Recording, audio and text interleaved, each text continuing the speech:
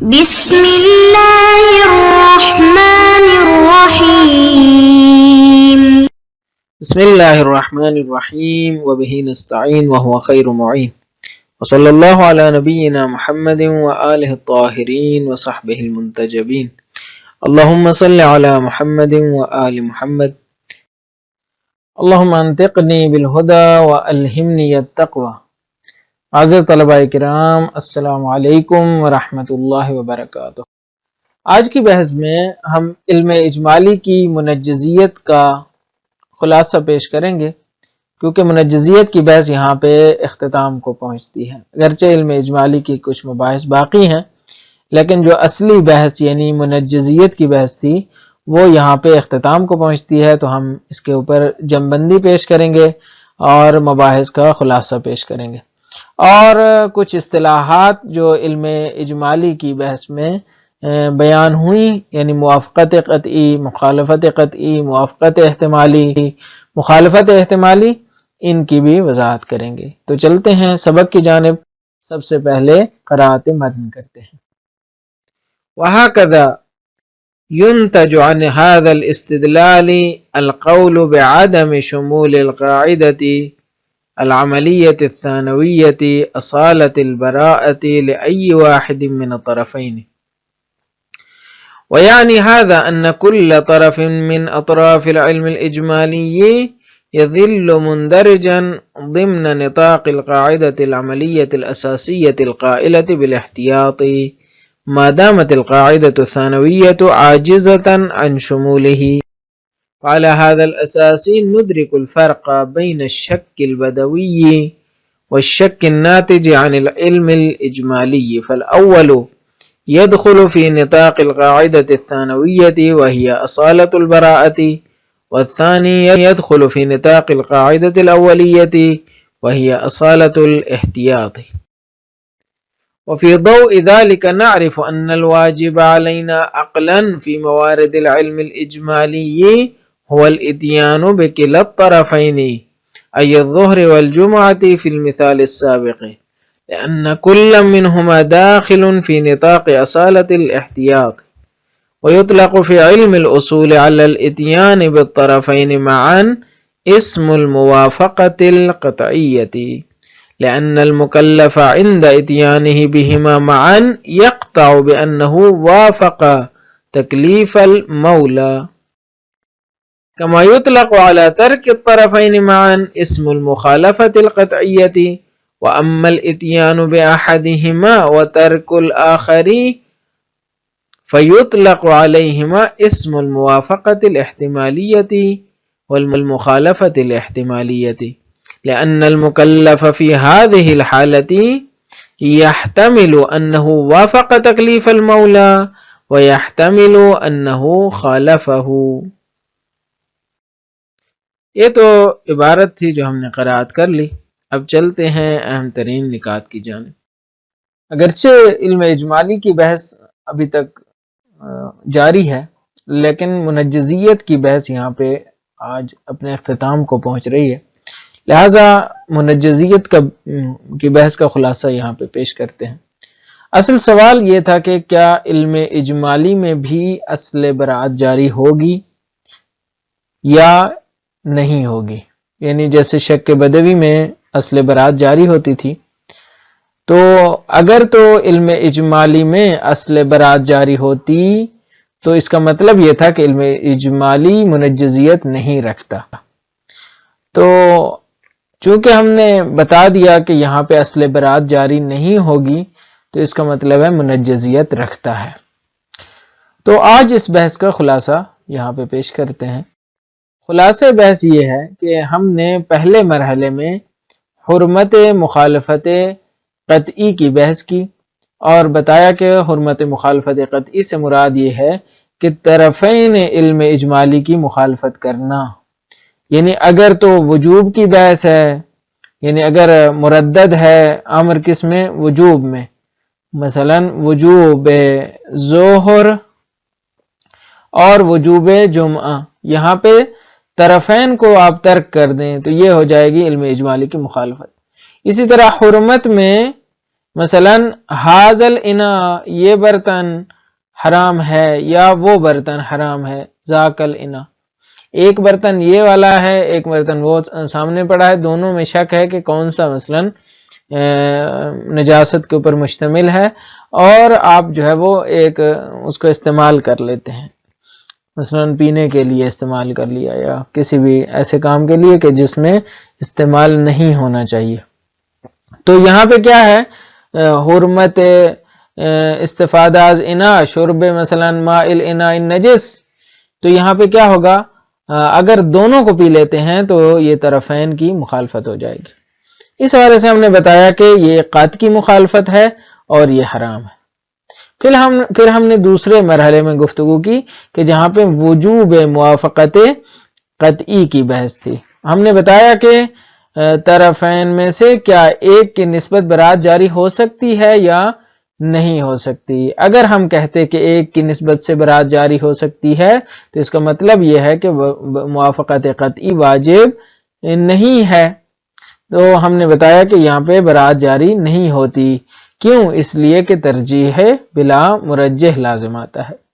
یہ خلاصہ ہے علم اجمالی کی منجزیت کی بحث کا، اور اب آتے ہیں اسی بحث کے نتیجے کی جانب۔ نتیجہ یہ ہے کہ یہاں پہ برات جاری نہیں ہو سکتی، نتیجہ یہ ہے کہ یہاں پہ برات جاری نہیں ہو سکتی، بلکہ طرفین علم اجمالی پر عمل کرنا ہوگا، طرفین علم اجمالی پر عمل کرنا ہوگا اور برات جاری نہیں کر سکتے۔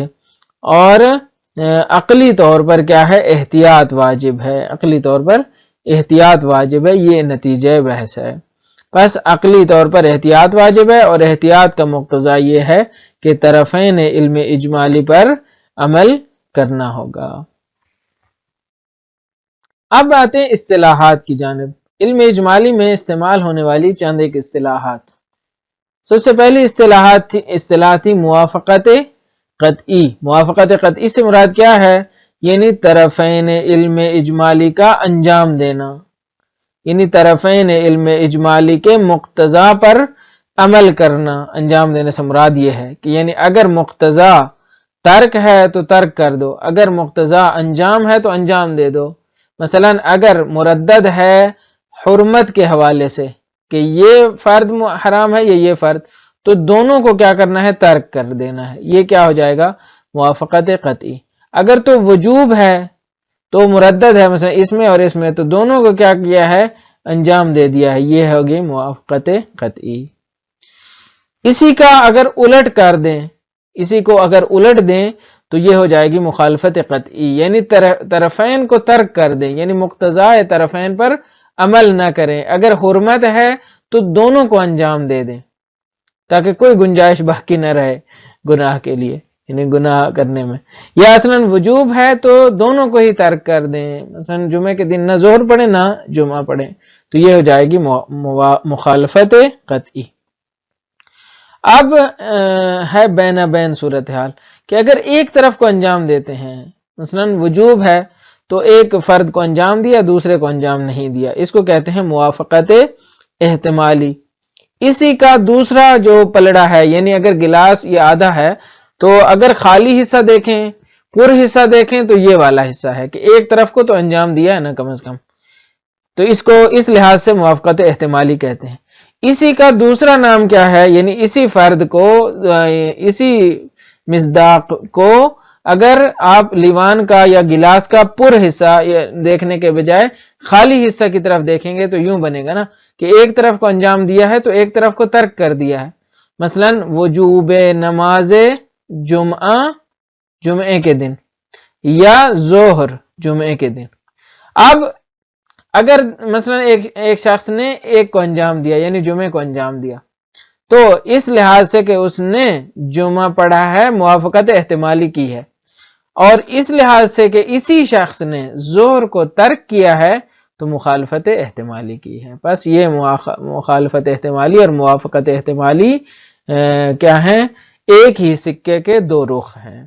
یہ تھی اصطلاحات اس بحث کی جن کی ہم نے وضاحت کر دی، اور اب چلتے ہیں عبارت کی جانب اور تطبیق متن کرتے ہیں۔ فرماتے ہیں وَهَكَذَا يُنْتَجُ عَنْ هَذَا الْإِسْتِدْلَالِ الْقَوْلُ بِعَدَمِ شُمُولِ الْقَاعِدَةِ الْعَمَلِيَّةِ الثَّانَوِيَّةِ اصالۃ البراءۃ لأی واحد من الطرفین. کہتے ہیں یوں نتیجہ لیا جا سکتا ہے اس استدلال سے. کون سے استدلال سے؟ جو ہم نے ترجیح بلا مرجح کے حوالے سے کیا تھا. اس سے یوں نتیجہ ملتا ہے کہ القول، ہم قائل ہو جائیں کہ بعدم شمول، شامل نہیں ہوتا قاعدہ براءت. قاعدہ براءت جسے ہم نے قاعدہ عملیہ ثانویہ کا نام دیا تھا، اگر آپ کو یاد ہو قاعدہ عملیہ اولیہ کے مقابلے میں، اس قاعدے کے مقابل میں جو قاعدہ عملیہ ثانویہ یعنی اصالۃ البراءہ، یہ جاری نہیں ہوتا کس کے اوپر؟ لأی واحد من الطرفین، کسی بھی طرفین کے اوپر، یعنی کسی بھی طرفین علم اجمالی میں سے کسی ایک طرف کے اوپر بھی قاعدہ اصالۃ البراءہ جاری نہیں ہوتا. ویعنی ھذا، اور اس کا معنی یہ بنتا ہے کہ ان کل طرف من اطراف العلم الاجمالی یظل مندرجا تحت ضمن نطاق القاعدة العملیة الاساسیة القائلة بالاحتیاط. کہتے ہیں یوں اس کا معنی یہ بنتا ہے کہ علم اجمالی کے اطراف میں سے ہر ایک طرف مندرج ہو جاتا ہے، یعنی درج ہو جاتا ہے، قرار پاتا ہے، کس کے ضمن میں؟ کہتے ہیں قاعدہ عملیہ اساسیہ کے ضمن میں. جو قاعدہ عملیہ اولیہ ہم نے طراحی کیا تھا، جو حق الطاعہ کی روشنی میں ہم نے بیان کیا تھا، اور وہ کیا تھا؟ القائلۃ بالاحتیاط، جس کا مدعا یہ تھا کہ آپ نے احتیاط کرنی ہے.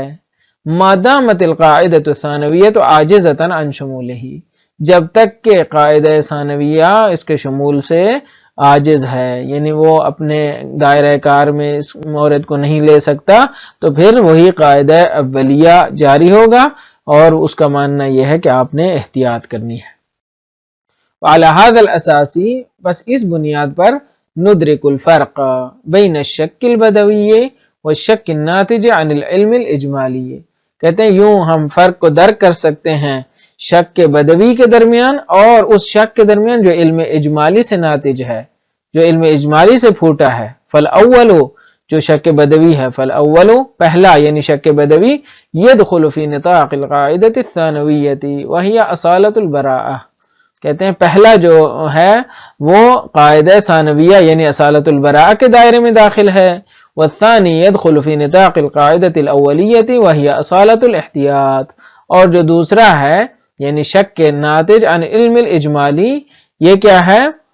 کہتے ہیں یہ قاعدہ اولیہ کے دائرے میں داخل ہے، اور وہ ہے اصالۃ الاحتیاط. اب نتیجہ لیتے ہیں. کہتے ہیں وفی ضوء ذلك نعرف ان الواجب علينا عقلا في مواند العلم الاجمالی هو الاتيان بكلا الطرفين. کہتے ہیں اس روشنی میں ہم جان سکتے ہیں، وفی ضوء ذلك یعنی اس بیان کی روشنی میں ہم جان سکتے ہیں کہ ان الواجب، ہم پہ جو واجب ہے، عقلاً واجب ہے. عقلاً سے مراد وہی حق الطاعہ کی روشنی میں، اور وہی جو ہم نے قواعد بیان کیے ہیں اسی ضمن میں، مثلا ترجیح بلا مرجح، اور اسی طرح ہم نے حجیت قطع کی جو بحث کی ہے، یہ ساری عقلی مباحث ہیں، لہذا عقلی کہا ہے کہ ہم پہ واجب ہے عقلاً علم اجمالی کے موارد میں هو الاتیان بکلا الطرفین، کہ دونوں طرف کو انجام دیں. ای الظہر والجمعۃ فی المثال السابق، ظہر کو بھی انجام دیں، جمعہ کو بھی انجام دیں گزشتہ مثال میں. لأن كل منهما داخل في نطاق اصالۃ الاحتیاط، اس لیے کہ دونوں جو ہے وہ اصالۃ الاحتیاط کے زمرے میں داخل ہوتی ہیں. کل منہما یعنی یہ جو طرفین ہیں، کل من الطرفین داخل فی نطاق اصالۃ الاحتیاط. اب اصطلاحات کی وضاحت کرتے ہیں. کہتے ہیں وَيُطْلَقُ فِي عِلْمِ الْأُصُولِ عَلَى الْإِتْيَانِ بِالطَّرَفَيْنِ مَعًا اسْمُ الْمُوَافَقَةِ الْقَطْعِيَّةِ. کہتے ہیں علم اصول میں دونوں طرفین کو معًا یعنی باہم انجام دینے کے اوپر جس نام کا اطلاق ہوتا ہے وہ ہے موافقت قطعیہ. لأن المكلف عند اتيانه بهما معا يقطع بأنه وافق تکلیف المولا. کہتے ہیں مکلف جب دونوں کو باہم انجام دیتا ہے، بہما معن یعنی دونوں کو باہم انجام دیتا ہے، تو اسے قطع حاصل ہو جاتا ہے کہ اس نے تکلیف مولا یعنی مولا کی طرف سے جو ذمہ داری آئی ہے اس کی موافقت کر دی ہے۔ اس نے ظہر کو بھی انجام دے دیا ہے، اس نے جمعہ کو بھی انجام دے دیا ہے، لہٰذا موافقت قطعی حاصل ہوگی۔ کما یطلق، اب اسی کا اپوزٹ، کما یطلق علی ترک الطرفین معا اسم المخالفت القطعیہ، جیسے کہ اطلاق ہوتا ہے دونوں طرف کو ترک کرنے کے اوپر مخالفت قطعیہ کا نام، معن یعنی باہم دونوں کو اکٹھا چھوڑ دیا، ظہر بھی نہیں پڑھی جمعہ بھی نہیں پڑھی۔ وَأَمَّا الْإِتْيَانُ بِأَحَدِهِمَا وَتَرْكُ الْآخَرِ فَيُطْلَقُ عَلَيْهِمَا اسْمُ الْمُوَافَقَةِ الْاحْتِمَالِيَّةِ وَالْمُخَالَفَةِ الْاحْتِمَالِيَّةِ، ایک کو انجام دینا اور دوسرے کو چھوڑنا، ان دونوں کے اوپر جس نام کا اطلاق ہوتا ہے وہ موافقت احتمالی ہے اور مخالفت احتمالی ہے۔ موافقت احتمالی سکے کا ایک رخ ہے، یعنی مثبت جو پوائنٹ ہے وہ یہ ہے کہ اس نے کم از کم ایک طرف کو تو انجام دیا ہے، آدھا حکم تو اس نے مان لیا ہے، موافقت احتمالی اس نے کسب کی ہے۔ اور دوسری طرف سے اگر منفی نگاہ سے دیکھیں تو اس نے احتمالاً مخالفت کی ہے، اس نے احتمالاً ترک کیا ہے مولا کے دستور کو، احتمالی ہے، یقین تو نہیں ہے، اس لیے کہ ممکن ہے جو اس نے انجام دیا ہو وہی حکم ہو، چونکہ دونوں تو واجب نہیں ہے نا۔ لہٰذا لأن المکلف فی هذه الحالت یحتمل، مکلف اس حالت میں احتمال دیتا ہے کہ انہ وافق تکلیف المولا، کہ وہ اس نے موافقت کی ہے تکلیف مولا کی، مولا نے جو اس کے اوپر جو ذمہ داری عائد کی ہے، احتمال ہے کہ اس نے موافقت کی ہے، ویحتمل انہ خالفہ، اور یہ احتمال بھی دیتا ہے کہ اس نے مخالفت کی ہے۔ پس دونوں احتمال موجود ہیں، موافقت کی جہت سے موافقت احتمالی ہے، مخالفت کی جہت سے اس کا نام مخالفت احتمالی ہے۔ یہ بحث یہیں پر اختتام کو پہنچتی ہے، اگلی بحث انشاءاللہ انحلال علم اجمالی کے حوالے سے ہے۔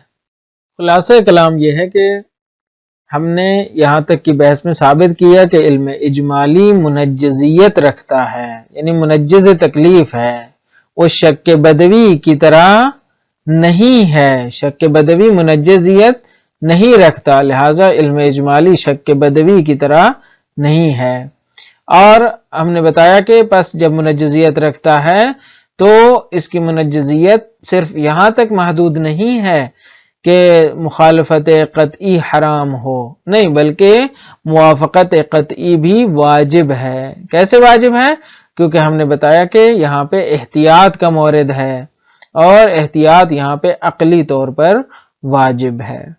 اس کا بیان دلائل کی روشنی میں گزر چکا، اور آخر میں ہم نے اصطلاحات کی وضاحت کی کہ موافقت قطعی کسے کہا جاتا ہے، مخالفت قطعی کسے کہا جاتا ہے، موافقت احتمالی کسے کہا جاتا ہے، اور مخالفت احتمالی کس کو کہتے ہیں۔ یہ ساری وضاحتیں آج کے درس میں شامل تھیں۔ مجھے امید ہے یہ سبق بھی آپ کے لیے مفید واقع ہوا ہوگا۔ انشاءاللہ اگلے سبق میں انحلال علم اجمالی کی بحث کریں گے۔ اجازت دیجیے، دعا کرتا ہوں اللہ تعالیٰ آپ کا حامی و ناصر ہو۔